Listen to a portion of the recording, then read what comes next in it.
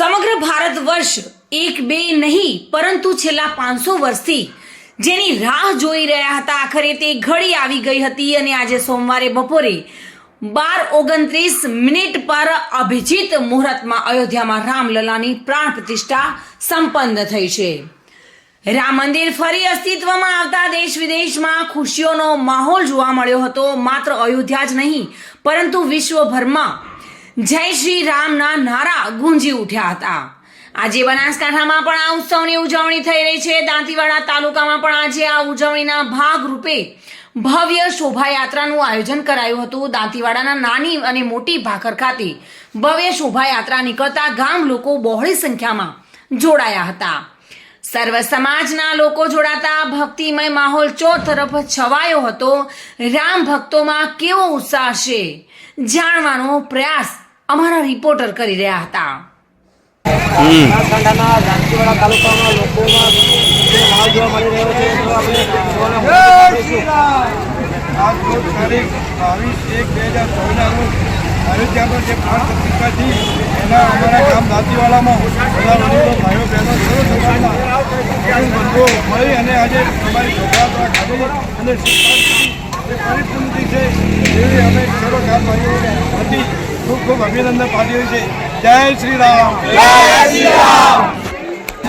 આજે 22 જાન્યુઆરી રામ ભગવાનની પ્રાણ પ્રતિષ્ઠા નિમિત્તે દાંતીવાડા તાલુકામાં આજે શોભાયાત્રાનું આયોજન કરવામાં આવ્યું છે। સર્વ સમાજના ભાઈ તથા બહેનો મળીને સારી રીતે એવું આયોજન કર્યું છે અને બધા ખૂબ આનંદ મજા આવે એવું આયોજન કર્યું છે।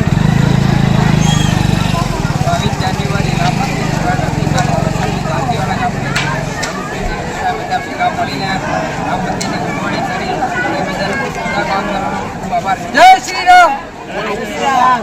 આજે સમગ્ર ભારતમાં રામ આયોજન કરવામાં આવ્યું છે જેમાં દાંતીવાડા ગામમાં પણ ભવ્ય આયોજન કરેલું છે। સર્વ સમાજના લોકોએ ભેગા મળી આજે 22 જાન્યુઆરી આ દિવસે સમગ્ર દેશમાં આજે રામ પ્રતિષ્ઠા નિમિત્તે દેશના તમામ ભાઈ આગવી ઓળખ કરી અને એક રામની કામ પ્રતિષ્ઠા કરી અને આવનારી તમામ પેઢીઓ આપણે ખૂબ જ સારી રીતે યાદ કરશે અને ભવિષ્યમાં આ સનાતન ધર્મની ખૂબ જ આગવી ઓળખ ધરાવશે અને સનાતન ધર્મની એકતા અને હિન્દુત્વ વિશે ખૂબ જ જાળવણી રાખી અને ભવિષ્યમાં ધ્યાન રાખીને આ બાબતે આપણે હિન્દુત્વની રક્ષા કરી અને રામની આવી રીતે આવનારી પેઢીઓને ભાગ્યશાળી છીએ કે જે 500 વર્ષ વિચાર કરી રહ્યા હતા કે રામ અમે આના સાક્ષી દાંતીવાડામાં એટલી બધી ઉત્સાહ છે કે અમને આમ કહેવાય કે કોઈ શબ્દ નથી એટલે જય શ્રી રામ। બ્યુરો રિપોર્ટ બલસી કરવા ટુડે ગુજરાતી। ત્યારે અયોધ્યામાં રામલલાની પ્રાણ પ્રતિષ્ઠા સંપન્ન થતા દાંતીવાડા સહિત સમગ્ર બનાસકાંઠા જિલ્લાના લોકોમાં ખુશીની લાગણી છવાયેલી જોવા મળી હતી। બલસી દરબાર સાથે bureau report today Gujarati news.